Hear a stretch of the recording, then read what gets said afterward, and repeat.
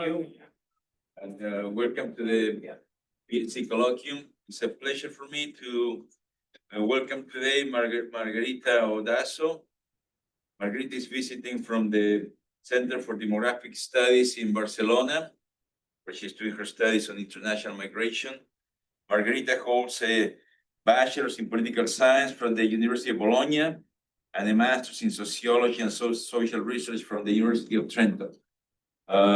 Before her studies at the Center for Demographic Studies, she was also a research fellow at the SMU Tower Center in Texas Mexican Center in Dallas, where she conducted interviews with Mexican transnational fathers living in Texas.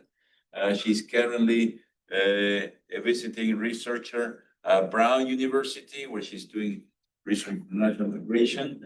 Margherita is an innovative researcher who brings new topics in international migration research. There's increasing recognition of the pattern of return migration, something that has always been overlooked in studies of international migration, and she's explicitly investigating that in the case of the Mexico-US flows. So please help me welcome Margherita Odasso.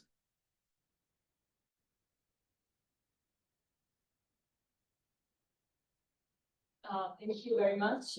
Thank you for the invite. I'm really happy to be here.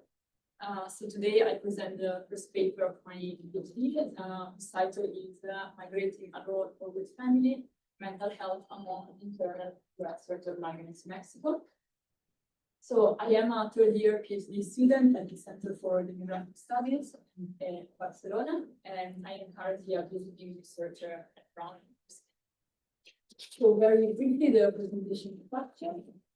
So I will start with the well-being of families separated by international migration.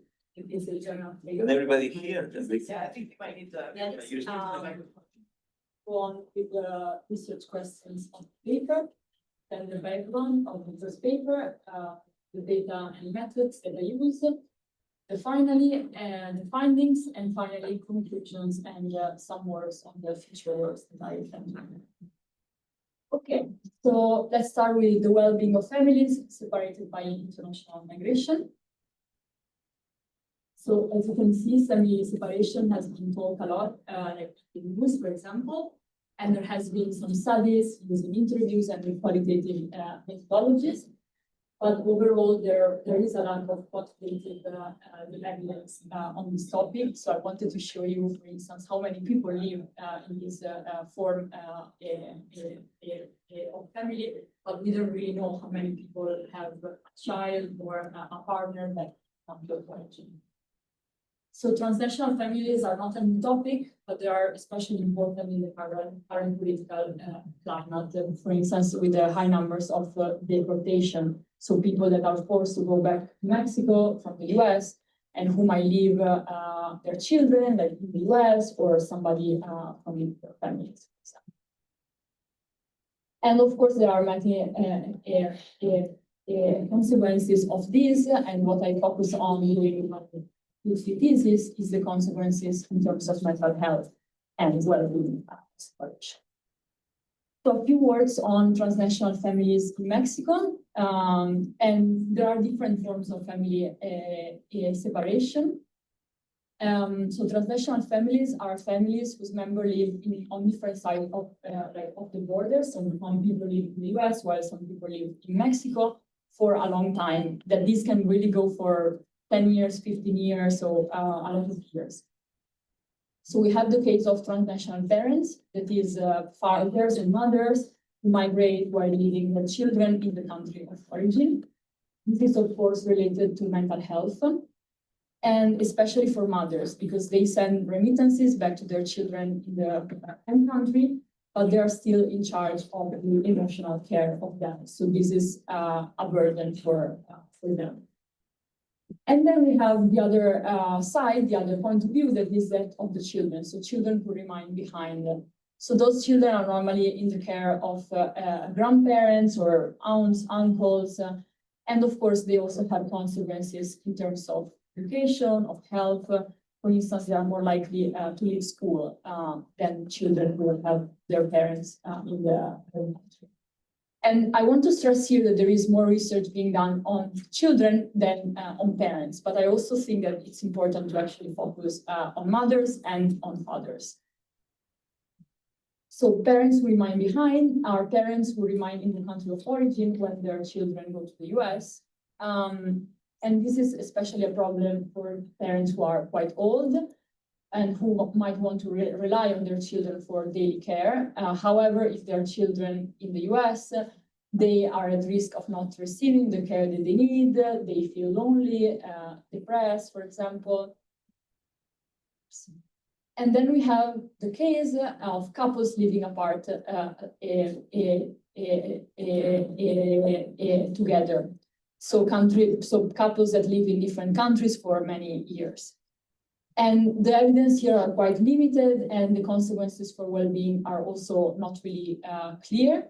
And I will talk more about this topic when I go back to my future works, because this is a topic that I would like to explore in the third paper of the thesis. So the general framework that my thesis wants to adopt is migration as a social determinant of health. So what does this mean? It means that migration has an impact both on the health of migrants and of the families who remain behind in the country of origin. So children, partners, parents. And especially I want to focus here, what is the role of family and social support that family might give during migration for the mental health outcomes of migrants. And this is something that is not clear currently. Okay, so let's go on with the first empirical paper that I'm working on during my thesis. And the title is Migrating Alone or with Family, Mental Health Among Internal and US Return Migrants. So I start here with two research questions. The first one is if the mental health of internal and US return migrants is different from that of people that never migrated to Mexico. And then the second one is among return migrants, does who people migrate with has an impact on mental health? And here I focus on people that went to the US just by themselves, who went with a partner, who went with a child or with children, and finally who went with partner and children, so with the whole family.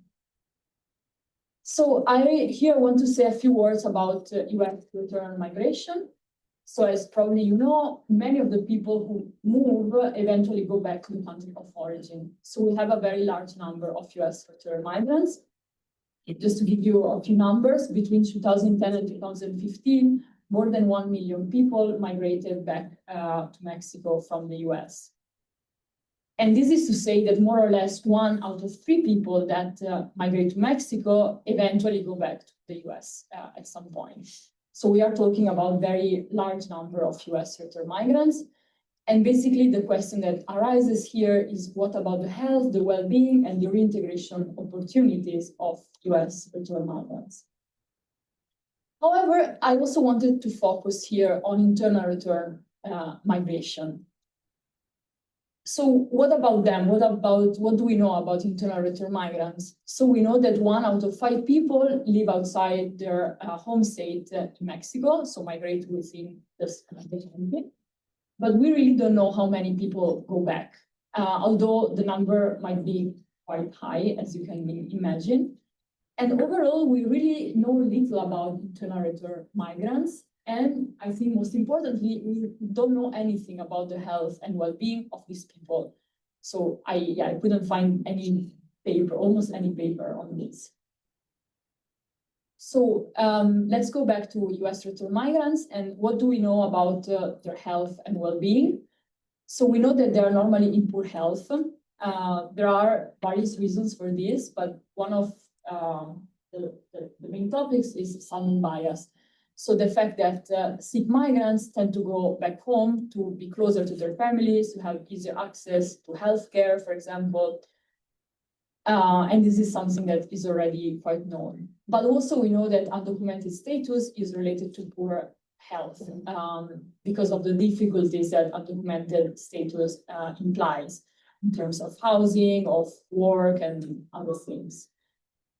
We also know that more trips to the US and more time that people spend in the US are related towards health outcomes. And finally, the role of the deportation that, as I said, has been very relevant in the last years. And so this is, of course, not a choice return and a choose return, and it's something that people do not plan. Also, people, as I said, might leave their families in the US, so their children and other. And overall, there is high heterogeneity in the reasons for return, in types of return migrants, and therefore also on the health and mental health of return migrants. One element that we really don't know anything about is family composition during migration, so who people migrate with. And this is why I want to focus on this aspect during this article. And this is a problem because migration to the US, but also the internal one with the family is increasingly common. Okay, so before going on, I would like to say a few words on selection. That is always a very important issue when you are talking about migration. Because migrants are not a random sample of the population in the country of origin, but they are selected with respect, for example, with health, with the education, with wealth. And just as not everybody migrates, also not everybody chooses to return. And we know that return migrants are often not healthy migrants. And this is why it's important to use panel data, because otherwise we don't know how was the health of migrants before going on migration. And otherwise the risk is having bias, the estimates might be biased. Okay, so data and methods of my work. Do you have any questions so far? So I use the Mexican Family Life Survey. This is our representative data of the Mexican population. It's a very rich data with a lot of information. And it's a panel data, so we have 3 waves. And the interesting thing here is that we have information about mental health, about income, about general health, about who people live with before migration and also after. So this is a very good data source. And we have a pretty large sample. So we have 62,000 observations for 31,000 people who were living in Mexico at the time of the. Okay, let's go on with the variables that I use. So I use as an outcome poor mental health that goes from 0 to 10. 10 is the maximum of poor mental health. This is done by looking at 21 items. So this is the index. And these questions ask the quality of sleep during the last 4 weeks, how often people felt depressed, how often people felt happy during the last weeks, and a lot of other things. So it covers many aspects of mental health. And it's an instrument that has already been used to study the depression and general mental health in the Mexican population. Okay, then we have the independent variables. So I have 2 main independent variables. The first one is migration status. So having migrated to the US and return, and having migrated within Mexico and return. And then we have family composition during migration. So people that migrated just alone, people that migrated with a partner, people that migrated with partner and child or children, and people who migrated with the whole family, so with partner and children. So for the analysis, I use random and fixed effects panel model to estimate the effect of migration on for mental health. But I also use Corson exact matching, and I match individuals at wave 1 on many variables: age, gender, the education, marital status at wave 1, family composition at wave 1, mental health at wave 1.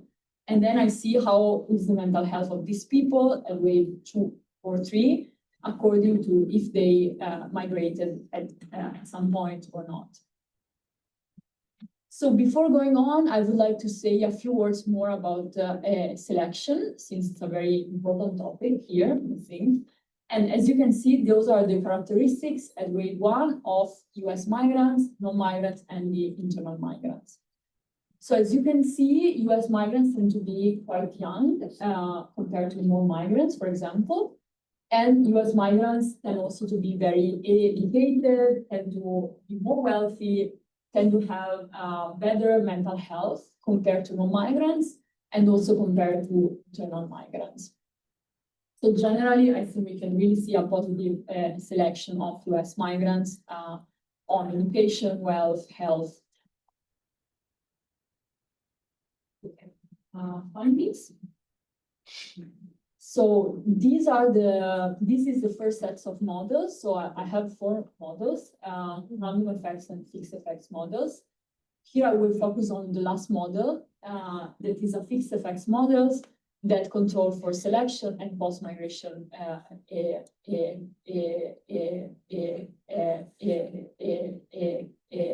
characteristics. So what you can see here is that internal return migrants tend to have poor mental health compared to migrants, and that these findings is robust to selection and post-migration conditions.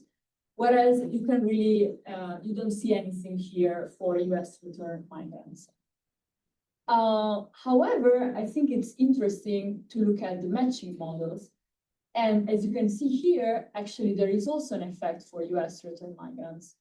Also, they tend to be more at risk for poor mental health compared to non-migrants.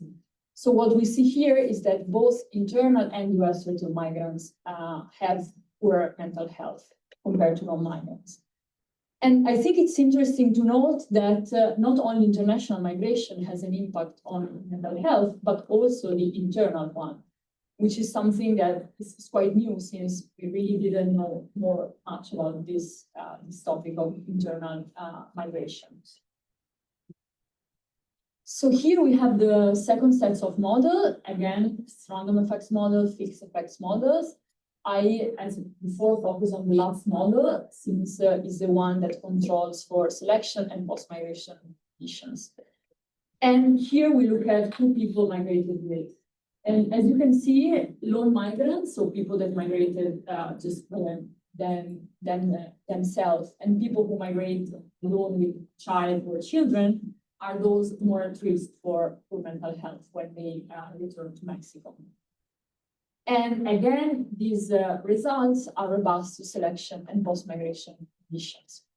On the other hand, you can see that migration with a partner or partner with children is protective for mental health.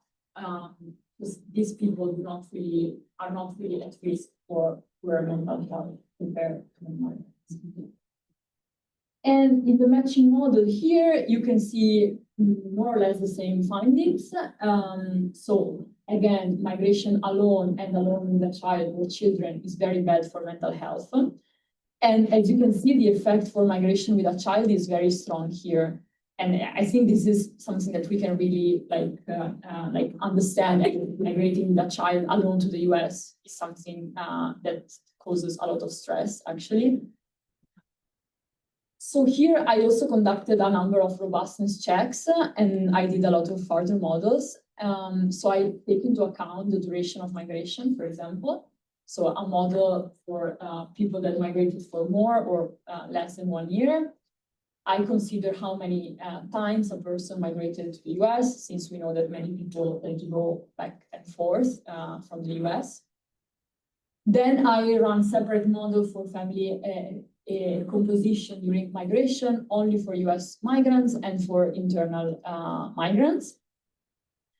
I also take into account the reasons for migration.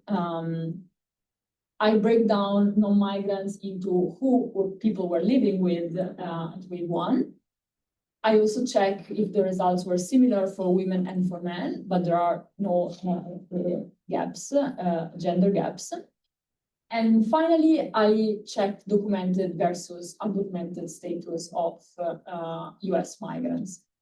And Now I want to show you some findings of these robustness checks that I find particularly interesting. And the first one, I think it's the legal status. So here you can see that undocumented status is related to very poor mental health at return. Whereas people that migrated to the US with papers don't really seem to have poorer mental health compared to non-migrants. And as I said, this is probably related to the difficulties that migration without documents has for a variety of aspects. And also here, I wanted to understand a little bit more what is going on with people who migrated to the US just by themselves, so lone migrants.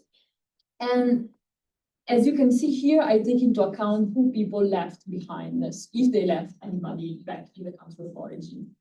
And as you can see here, people who are more at risk of poor mental health are those who have partner and children in the country of origin, in Mexico. And I think this also makes sense since it's something that can be quite stressful. Okay, so I go to the conclusions. So the first in his conclusion is that who people migrate with has an impact on mental health when people return. And the mental health penalty is especially, and mental health, So there is a mental health penalty for US return migrants and internal return migrants. And as I said, focusing on internal return migrants is important here since we really don't know almost anything about them, but there are high numbers, so it's relevant. And overall, there is evidence of Salmon bias hypothesis. So the fact that unhealthy migrants tend to go back home, either US migrants or internal migrants.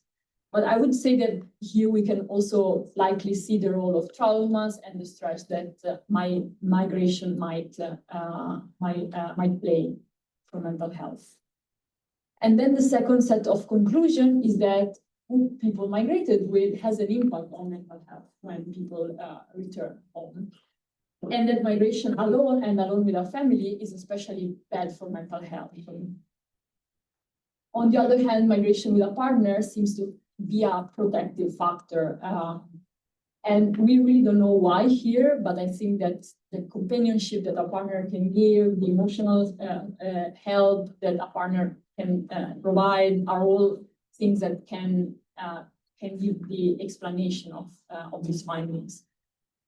And finally, selection and post-migration socioeconomic status or characteristics do not seem to explain these findings. So this might be related to migration and to what happened during migration that makes migrating alone or alone with children especially bad for the mental health of migrants. Okay, so I would like to say also a few words about the future works that I'm currently working on or that I plan to work on during my PhD. And the first project that I'm working on is on the health of parents who remain behind. So here I study the mental health of parents whose children migrated to the US. And I take into account a number of elements that can be relevant. So for example, if the children in the US send money back to the parents, the need of social support of the parents in Mexico, how prevalent is migration in the community of origin in the US, since this might change how parents live the fact that their children are away. And to do this, I use data from Mexican Migration Project, the MMP. And then a second project that I have in mind is studying living apart together and well-being. So couples that are living in different countries for many years. And here I have two questions, basically. So the first one is how many people live with this family form, since it's something that we really don't know for now. And also what are the implications for mental health. And here I would like to compare people that don't live with their partners with people who are married or people who don't have a partner, so people who are single. And here I'm still thinking about what data I should use. So if you have any idea, let me take it. And yeah, so thank you very much for your attention. Yeah. Questions and comments? Yeah, that's really interesting. And so the salmon bias, the assumption is that they're moving back because their health is poor. Yeah. In this case, they're moving back, and might infer that they're moving back because their mental health was poor in the United States or the other part of Mexico. Yeah. Which suggests that some of these effects might be really biased downward, as they might be going back home to feel better, and in fact, they might feel better. Yeah. So, Yeah. do you have information about the amount? Then. Yeah, yeah, we have this information. No, thank you. This is a very good point, and actually something that I never really thought about. So, yeah, and I take into account, people that have returned to migration only since the last 5 years. But I think we're going to see, as you said, maybe to also take into account to go back for more time or for less time and see who might feel better, or if something of things there. It's or but you're right, yeah. Just to follow, so the coefficients are like 0.3. So like, what's the standard deviation? I think it's 0.5 or something, so it's a pretty strong effect, especially like migrating child, it's really very big size, and also migration versus migrants. The size is is similar to the fact of having a wife or a husband having the husband or wife dying. So it's a very strong effect. So yes. Okay, the findings on internal migration or studying return and internal migration is a really interesting idea. Talk a little bit about how capture that in this data. Are these people who were in one place A in time one, wave two, they were in place B, and wave C, they were back in place A, or just how do you talk about it? So I really don't study the mental health. I don't look at the mental health of people while they are like away, but I just take into account. So actually, I could also see how is the mental health of people when they are in state that is not the I'm curious how you capture that in this particular data set, like where, how is where they're living registered across time? Yeah. Also, here they really ask like where were you living, and I just think it takes into account if a person moves to a state that is not the state of residence, in the last 5 years, I don't know if I answered your question. Okay, so they ask you, what is your state of residence? And they ask if you were living someplace else. So exactly, so they ask you, like, this is, I mean, you can like answer more than one time, but if in the last years moved to a new country or to a new place that you don't place where you normally live, and then you can see, say, US or and say that's not a like of residence. I think you also can know where they actually like so like in Mexico by to study like so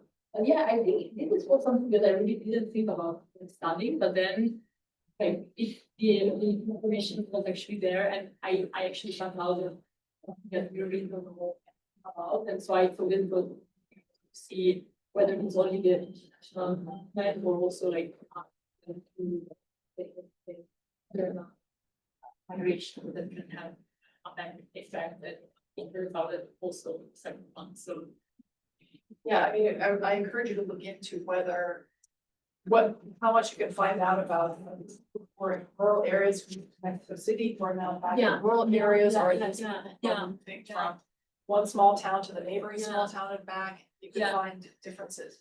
It would be interesting to explore that. You're right. Yeah, also the rural urban, I think it's something that I also don't really look at like in the paper, but it's definitely something that I can see there. Yeah. I mean, I also read that in the last years, migration, like in general, migration goes a lot from cities, so yeah, but I think it's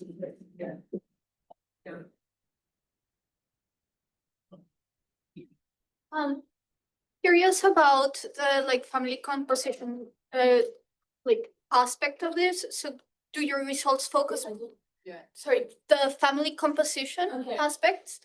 So do your results reflect more of the outcomes for the adults and heads of household or also for the children? And could you say something more about how you're thinking about household level effects, not only of like the individual level effects of the like mental health detriment? Yeah, so I cannot really see the mental health of children. I think that will be an interesting question. Also, what happens to children when they migrate only with a father, only with a mother? If it's worse or better compared to having like a little family or.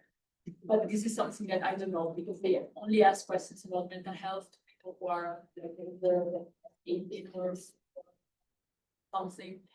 And yeah, it's also something that I could consider in the future works, like to understand a little bit more if it's something like at the household level or talk about first country. So in this case, yeah, I cannot really do that because they ask single person whether who they went with, but yeah, I cannot really say what happened to the other people or how the other people felt. So yeah. Just as a follow-up, do you also have data on kind of extended family or like multi-generational households?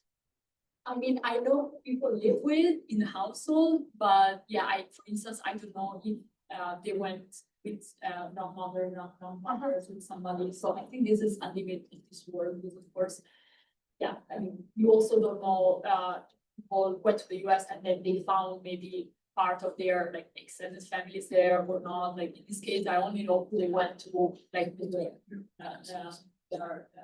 family. But yeah, another good point. Yeah, thank you. So yeah. No, this is fascinating. You're looking into this. I have a couple of questions. One is about gender.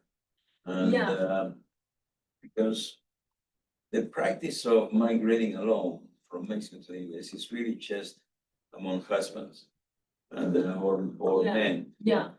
And whereas internal migration is actually a lot more common for women to migrate by themselves. As you said that. So to what extent what you're finding also overlaps with that gender composition? Yeah. Okay, yeah, good question. So as I said, actually, my original idea was to cut the differences between men and women in the mental health. But then first of all, I didn't really have any any from this. And the second point is that the sample is actually not that big as you maybe see. So if I look also into women, men, like internal US migration, I really had like few people, so I felt like I didn't do much. But yeah, this is a good point. Also, what seems to be there from the data a little bit is that, for instance, women who migrate like child are the group that they have very poor mental health, which is something that I think makes quite a lot of sense. But as I said, then the like sample size was so small that I really couldn't do models, like proper models, so I ended up so big. But yeah, also like the idea of migrating alone and for men and like US like internal migration, it's something that I would like to involve in the world. So Yeah, no, that's my other question is about it's a broad question about the finding is not at least it's not intuitively obvious to me because it seems that I understand that in the literature on mental health is that migrants in the US have lower mental health, but then they go back to be better in terms of mental health. yeah. But you're not finding that. You're finding that and so what's the reason? What's the mechanism? You point to the Salmon bias. There's this long-standing discussion about who goes back to in the return migration and who is the successful migrant. Yeah. Because all migrants come to the US thinking about going back. And so some people say that the people going back are actually successful. And I guess my question is like, how is this connected to how they re-enter the community? How you in all your these other socioeconomic correlates, sometimes people go back and they open a business. I mean, Yeah, Does yeah, this yeah, interact yeah, with yeah, incorpor reincorporation? Yeah. Something like that. yeah, I mean, yeah, those are good questions. I'm not sure I can answer, so, but yeah, I mean, I think that from what you can see from the data, like people that go back are people who have like mental health and tend to have mental health even after That could be years, so. Yeah, and yeah, so it's like seems to be something that exactly that they don't go back and feel better because they are finally with their families or finally they can open their store or whatever, but they still find this like mental health like issues. So, and I think that might be related to the fact of what happened during incubation of like maybe like the stress that they went through or. But yeah, this is also, but as I said, maybe I should do models like looking at also like if they went back for like only since a few years, if they already spent many years, because this is something that. Yeah, and I know you have to longitudinal, explain a bit, if so, you have longitudinal data, yeah, what happens also in international migration, those that migrate alone, it creates family disruptions, even when they return, they don't get along with their spouse, and so maybe there's some about those, you can investigate some of those changes with the longitudinal data, if they leads to divorce, you know, some things like that. Yeah. And, that could be Yeah, connected. yeah, Because it is, again, you would think that people have lower mental health here, they go back to feel better. Yeah. But that's not happening, yeah. which is Yeah, not yeah, obvious or something. Yeah, actually, I'm thinking now there is another project that I'm working on that wants to look at couples also exactly of what happens to couple when one person migrates, when like two people might migrate, also what happens to women to men, like how this changes. And exactly like this is what I was thinking also, because maybe people then think that they will go back and find their nice family, but then actually they find that their nice family is not like longer there somehow, so yeah. Yeah. So yeah, but Fascinating. yeah, I probably missed it. Which data are you using for your analysis? it's called Mexican Family Life Survey. Okay, not Yes. M-House, but the family life survey. What? So you're not using M-House, but you're using the family life survey. Yeah, So one possibility actually to check in terms of what happens with mental health is also to use the M-House data, because they have also information. sorry. The Mexican Health and Aging Survey, Okay. they also have information on Right, returned migrants.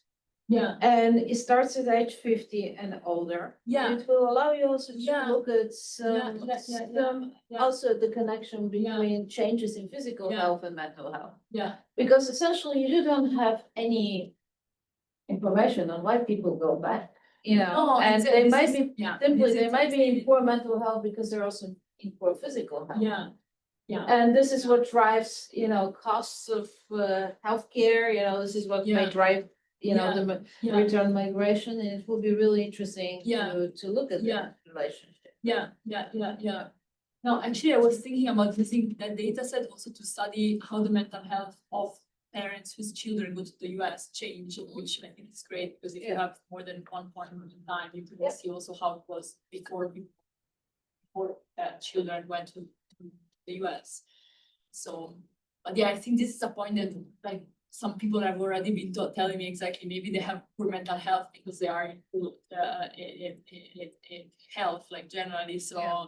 But I also think that the two things are really like related. I don't know, so I think it's hard to know like what mental health. I don't know, like with my take, so. Yeah, but M-House has longitudinal observations both Yeah. on mental and physical Yeah. health, Yeah, you can migration see- information, and Yeah. huge household rosters, so you can really Yeah. go deeper into this. Yeah. development. Yeah. Any other comments or questions? Okay, so let's thank Margherita for sharing her research with us.